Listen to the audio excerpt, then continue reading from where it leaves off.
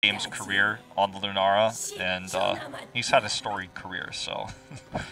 Sniper will be the Chromie player with Franco going to that, you know, very famous Genji you were alluding to as we head into the draft. Yep, always a pleasure to see Franco on Genji. I want to see if he does that thing where he goes behind enemy lines and tries to take down a well early on. I don't think he's going to have that opportunity. Yeah, we call that a relic. Because, a relic? Yeah, because Relic was the first player to consistently do that in Heroes of the Storm, but he's been banned from professional play, so...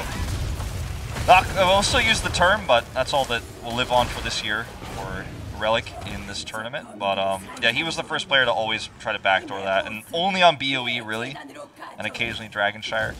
But he's not going to do it here. Too risky, especially with how passively Ballistics was playing the level 1 fight. Every time blocking the minions. Every time I would think that something would be too risky for Frankel to do, I would almost always say that and then immediately see him do that. So, never going to make that mistake again. We'll see what he's able to accomplish here. Sniper's in the mid-wave clearing and using his, I forget, what am I supposed to call Chromie? It's like it was a sand... Sand Blast. Okay. And a Dragon's Breath. That's true. But I mean, you can make up your own words for him too, and everyone will accept that, but... I think as long as I call, you know, Chromie a gnome and not a dragon, I'll be okay. You can also call her long-ranged attack a Q and her burst, you know, area effect a W. You can call her time trap an E if that's easier for you. But lore names for abilities! Somebody put a whole 10 minutes into thinking about what we're supposed to name all of these wacky things, just to make it harder for new HGC casters like me to learn everything. You'll get there eventually. It takes us all a long time. Only Gilly knows everything, but we're all just trying to get there one cast at a time, one prep at a time. Not everyone can be Gilly on their first time in phase 2 There's here. this thing in chat where like people would ask names of like random wacky heroes' abilities. She just knew every single one of them. Like, okay, well, you know, maybe in a few hundred years I'll be there, but one step at a time. The journey of 1,000 abilities starts with a single HGC cast. That's right. One day at a time, one step at a time. I know you'll make it. I have faith. Well, her team's coming up later, so maybe we'll get a chance to revisit this. But at least for the time being, I don't think we've seen anything super iconic. Judy is very well aware of his job, which is walking as far forward as possible, sometimes a little bit too far. But this is, I guess, substantially less of a you know, pick and blow up comp than we saw in Game 1. It's interesting this game has become a 1-3-1 because they're trying to get as many stacks for Chromie as possible, so she's just trying to aggressively hit people. So Ballistics has taken a defensive stance. It became the support solo lane top and the, you know, melee solo lane bottom with this traditional one between Blaze and Malthael. So Malthael's winning that out right now. The top lane's been pretty neutral because Miracle has been rotating up to support Karazim, even though he doesn't have the wave clear that Rhaegar does. But they've been pushing mid hard, they've been getting a lot of stacks, so I want to give a slight lead to Miracle, because they had the lead in the lane as well with that pressure, like the mid lane, which is the most important lane to control to turn in, because you can turn in both sides from the mid lane. They have a gem advantage right now, and that's super important. I mean, in terms of turned in. Otherwise, we're very close. Both teams have a potential turn in if they get all gems in, but Miracle is just like 2 sets away, essentially, from just dropping those in and having the first Web Weaver. They need to make sure they get it, too, because now that Nature's Culling is up for Lunara, the pushing power for Ballistics is way better than theirs in terms of wave clear. They have Chromie, but they don't have any siege otherwise. We're looking at 22 gems, so he's about halfway through that channel. Very, very close, but I don't think that's going to be quite that easy for him. Nitrogen actually kind of losing that 1v1, has to head back to base, and SDE gets blown up meanwhile. Franco going to go ahead and use that deflect a little bit early there. A little bit premature, but it'll be alright. Not going to be able to get a turn in here, though, because of the low health nature. Chromie going back to a more standard build than what we saw yesterday versus Sergeant Hammer with the reveal. So she has vision to you know, poke at everyone, and then has the auto attacks, which just consistently increases her damage. Hooligan should get this turn in. No one to deny, unfortunately. Yeah, it's a lot of gems, and it is going to be the first Web Weavers of the map. I don't think that... Oh, wow, I was a little bit worried for Hooligan there, but Jonga came up just in time. So, you know, with the first turn-in going to Ballistics, you were saying that that was something that would benefit Miracle a lot, but you know, they weren't able to make it happen. So how much does this set them back. I mean, it definitely will set them back a Oh lot, my but they're going to God. capitalize on this moment. But look at this damage coming through from SDE. Everyone is burning. This is going to really, I mean, I was going to say it's going to set them back. They went for a good fight, but they were turned on right away. They got forced away, so sure, they got the kill here. Well, this is such a great setup now for Ballistics to get multiple walls. And look at Lunara in the top lane. I mean, she's pushing super hard versus a Chromie. As long as she doesn't get blown up by a combo, she's going to be fine. She rotates down here now to further the damage because Nature's Culling just going to do so much. Look at how quickly these mains go down to her auto attacks. And look at the structures as well. Just burning this down, doing so much massive damage. She's so powerful on this battleground for that reason. Judy. Wait, what? Really? Why is Judy that far forward? He's going to go down pretty instantly. Okay, not quite as instantly as I thought, but still, it's a casualty, a tragedy here for Miracle. Although with Phoenix getting taken out too, that really does lower the amount of damage Ballistic has. I mean, it could have been phenomenal if they had gotten that kill without Judy dying. Judy dying is not even related to the to that kill, so it's not like it was a sacrificial kill. It was just a positional mistake. It was he took the wrong pathing to get back to where he was going. Might have been looking at the tab screen or something while he just right-clicked on the map, but he got caught. He's dead. Ballistics gets 10. They almost have enough for the double turn-in. And something else we didn't talk about Lunara is she's very powerful against Genji in the matchup there. You can see if Frankel tries to get on top of her, she just continues to auto-attack him, and Deflect only mitigates the damage over time for a second, but like it slows sustained damage. It's not burst being deflected, so he just still takes tick damage over and over and over again. It's not a good matchup for the Genji in terms of DPS versus DPS. So, you know, the onus here really is on Sniper with this Chromie to get picks. He's gotten a lot of stacks, but he hasn't been getting the kills they need, and he hasn't been able to deny these turn-ins. Judy going forward, trying to catch out SC. Of course, just to warp away. Now Frankel, man, Frankel is just having such a hard time getting any damage done. You can see instantaneously focused as soon as he's in the front line and forced to back out now at half health. So really going to be a little bit rough, and even Judy having some struggles, not taking too much damage. I mean, SDE is just untouched. He's doing so much free damage on the back line. They're trying to blow up SC, even committing the X-Strike here, not going to work. They're trying to blow him up, utilizing the stun coming through from Muradin, and SDE, not SC. The stun coming through from Muradin, and they're trying to commit to, you know, all these blasts coming through from Sniper. It's just not working. They do get the web weaver turn in because they, you know, committed that heroic with the X-Strike, went in for a deep fight. But look at how much damage this is going to do compared to Ballistic's attack. Miracle's attack is going to do much less versus Lunara comp versus the Phoenix composition. This first web weaver is already dead before it really even touches the wall. Yeah, and the top web weaver is actually, the wave was so far pushed that it's just going to take it so long to even hit that wall. Bottom might actually get some damage done unless somebody goes down there from Ballistics, and so that might actually be pretty useful. But top will actually hit the wall here, but I think Ballistics actually might use this as a big opportunity to start something. Yeah, they don't have Blaze here, so it's going to be hard to heavy engage, but they certainly could collapse in with Hooligan if Lunara does enough damage here. You can see SD just dodges that wave there. That's going to be the final web weaver going down, so well, Blaze could be the last to the bottom one, but it did the most damage, as you say. The one that ends up being solo usually does. But Ballistics is still in a fantastic position. They have more gems turned in. As long as they can get the double. Hold on. Here's the jump on the Magi. Okay. He's in wolf form. Yeah, another huge X-Strike in the backline. This time it might be the opportunity for Frankel. God. But he can't kill Magi. Oh my god, and now a huge salvo coming out from SC. The five-man. Everyone back. Miracle just totally routed after going so deep for a kill they couldn't convert on. Once we get to see later on, you know, potentially unfair advantage, it's a lot of other synergies are going to work with Lunara and the salvo. There's going to be so much extra bonus damage.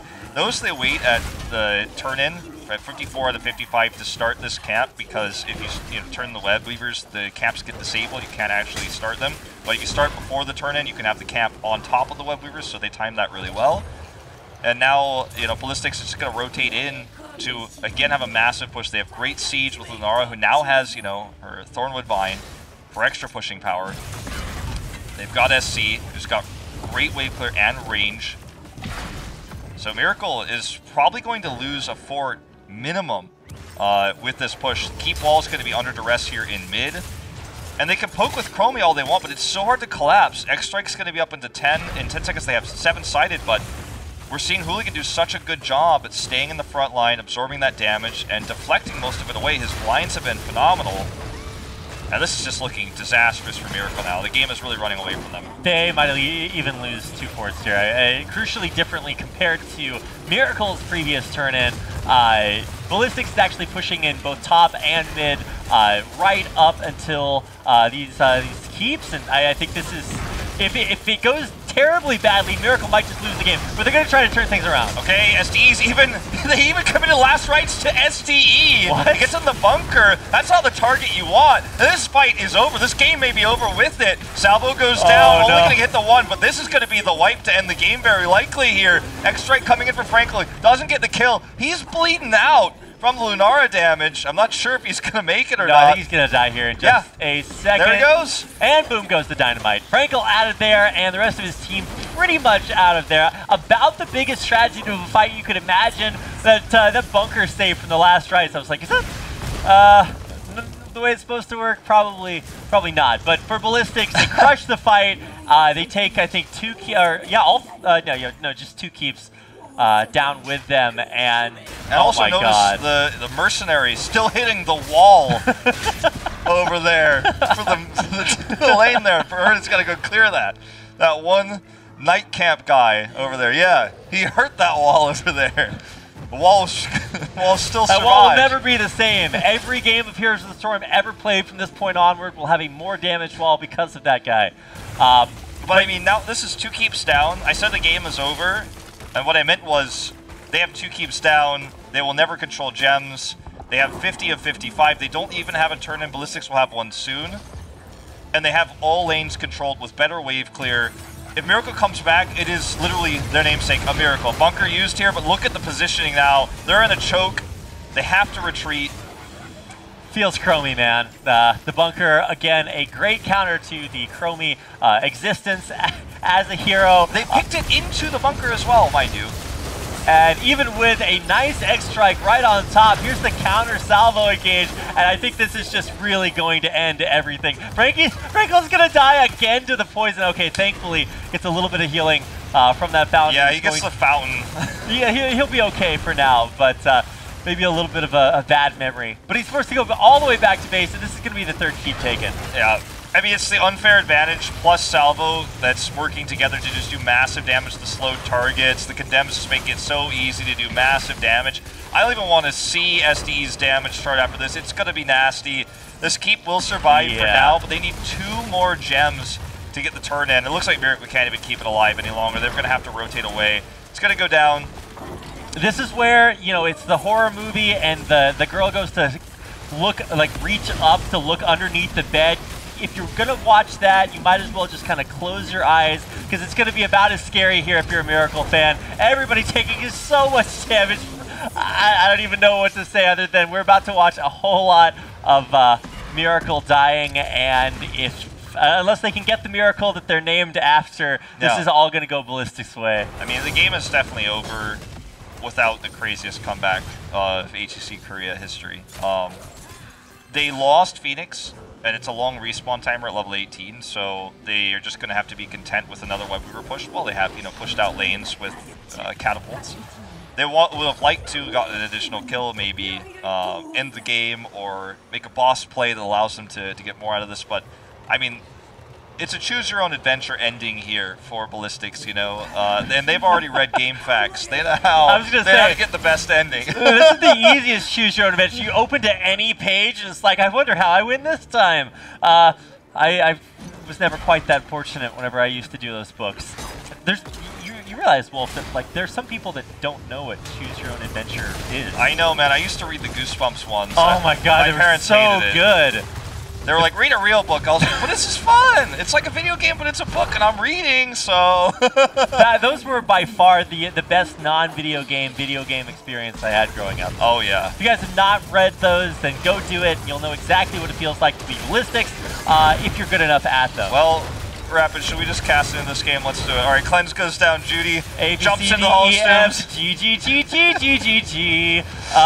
Wow. I mean, Ballistics are putting up a fight, right? They know that this is pretty much do or die. Although I think it's going to be a whole lot less of the do and more of the die. Judy jumping in. Frank is going to try to come in there, but he takes way too much damage. The bunker just totally cancels everything out, even with the X-Strike on top. And another deflect. It's still going to be Frankel's untimely demise and a whole lot of death on the side of Miracle.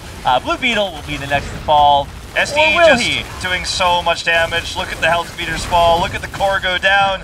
Ballistics taking the 2-0 here with the Lunara pick. The Chromie pick at the end with the Malthael just simply did not pay off. And SDE fans can be happy that he was able to carry this game. We're going to take a look at the post-game hero damage here in just a second. I said I wasn't going to look, but I'm going to look. There are going to be many high numbers, Wolf. The numbers will be large. The digits quite massive.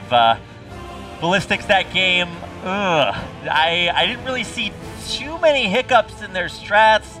I think Judy maybe, I think he was also the first casualty. Looked a little bit off as far as this main tank role, and oh my. 53k hero damage plus the 94. If you add up, his siege damage, he was 20k away from Blaze's siege damage with about twice the damage. We're talking about massive impact here. One death, Sniper with 0 deaths, just could not make the same impact. He has more hero damage, but that's irrelevant because that's poke damage that he was using mostly to get quests. Right. He did not get the kills. He has 1 kill, 3 kill involvement total of the 4, sure, but he's not able to participate in delaying properly the turn-ins, for example. Hooligan has taken only 53k damage here, and yet still, he just couldn't get the kills. He couldn't get the bursts through. The positioning was too good. The bunker denied so much of the damage coming through. It was just, very much a outclassing. The Chromie pick didn't work. The Malthael was using last rites on the squishiest target ever, who only once had to go into the bunker during that moment. And I don't even think still STE would have died.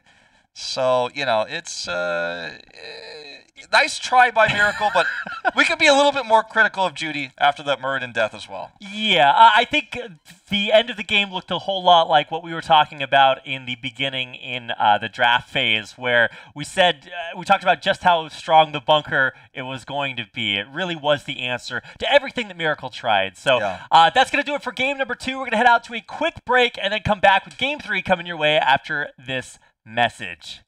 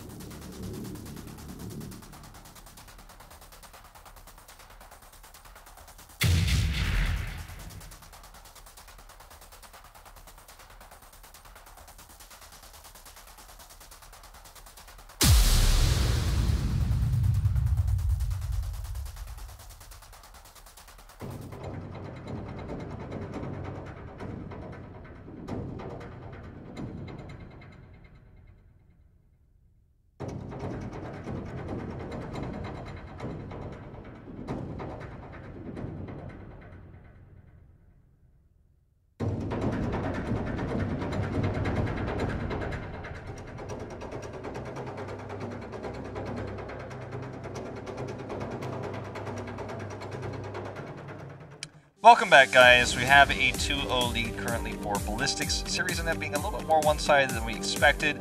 Update, we do have Reed with a new microphone.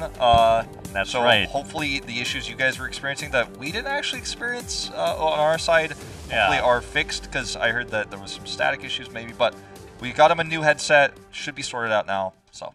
Yeah, unfortunately, we didn't totally replace me, so as disappointing as that can be, I'm excited to come back for game number 3, and hopefully, much like my performance, I think that Miracle hopefully will also look a little bit better. I think you've been doing a great job. Why, Don't thank be you, so hard on Wolf. You're yourself. always so encouraging. I've already been fired by Twitch chat, but thankfully they make no decisions about my actual life. So I know every time I miss a broadcast, like the whole Twitch chat for the first 5 minutes is Wolf fired with the Monka S emote. Well, I did read the top post on the Heroes subreddit a couple of days ago was that there weren't enough memes in HGC. So yeah, I did read that as well. There's like Raynor got reworked. Yeah, they're taking care of all the memes now. IGN redid their review. They re-reviewed it. Now it's not a 6.5 anymore. I don't know what to do anymore. But well, now everyone wants the hamster. I mean, that's what they need. It's going to take a long time, guys. Sorry, like if it wasn't already in development, you'll get it next year. Every game will have a Hamtaro in it. I don't know what the future of esports looks like, but it appears vaguely hamster-shaped. We'll get that eventually. We can't have a real Tier 1 esport without a hamster in it. Have you been able to see the Wrecking Ball, the Hammond hero, like in Overwatch, where he... I didn't even know it was called Hammond until like a few hours ago. And then I read that. I was like, there's no way. Is that... No. No, it's not, because it's actually called Wrecking Ball in-game, which is kind of weird to me. But he sticks to objects, right, and spins around. So I was thinking about how could you use that in Heroes? And I'm like, I don't know if you can. One giant tie-in to a crossover with Katamari Damacy. You're just going to be rolling around, heroes sticking to you everywhere. I can see the future. Plus, it's an Overwatch hero, so once it comes into Heroes it'll of the be Storm, broken for it's going to be super, super strong. Hey, well, D.Va didn't work out for her so far. Well, you can't win them all, right? There's an exception to every rule. Certainly. We'll see if game number 3 can be the exception to Miracle's rule. My segues work out pretty well there. We're going into Towers of Doom for our next map. Cursed Hollow. Cursed Hollow. Wait, where was that? Did I just look at the wrong map? Okay.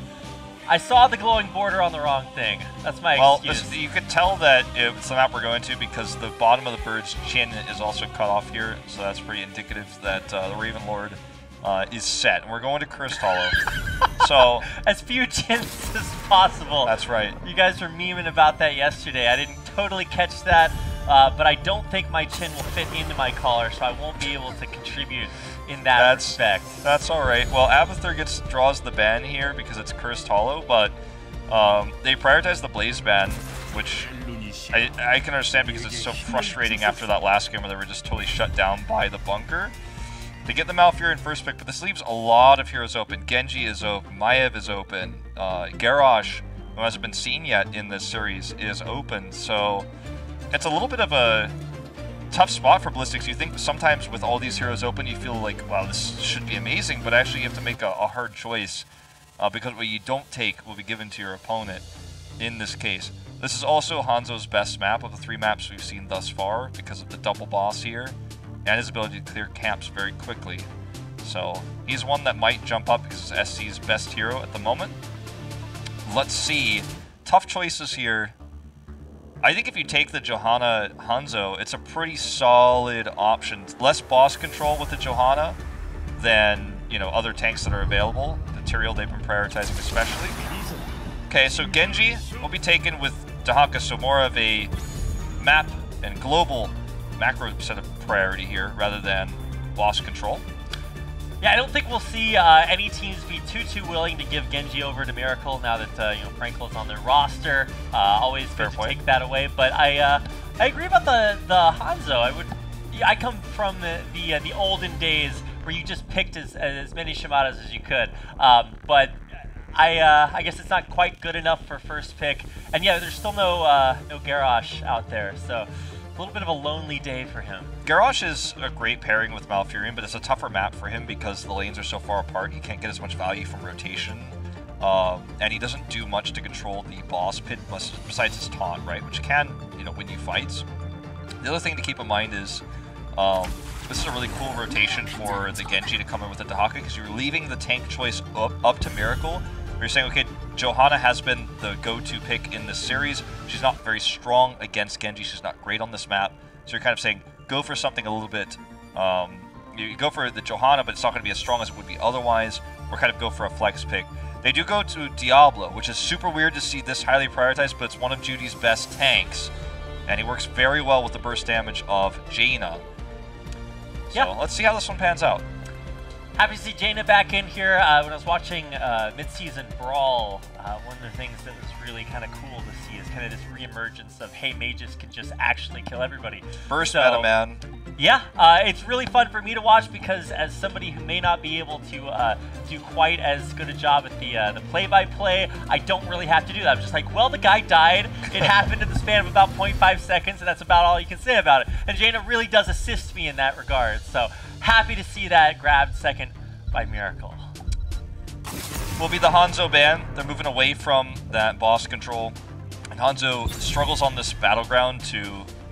sure, there's a lot of objects for him to jump over with his trait, but if you're moving away from the fight with Hanzo, it's difficult to re-engage because of the way the walls work. Like, if you jump over a wall, you're not going to be in that fight for a few more seconds. So, you know, if you're constantly trying to protect yourself against the Jaina with the Hanzo, it's not going to go well for you. So they don't want it. They don't want Miracle to have it, because there's insane engage potential with Arrow into APOC, into the burst damage from Jaina.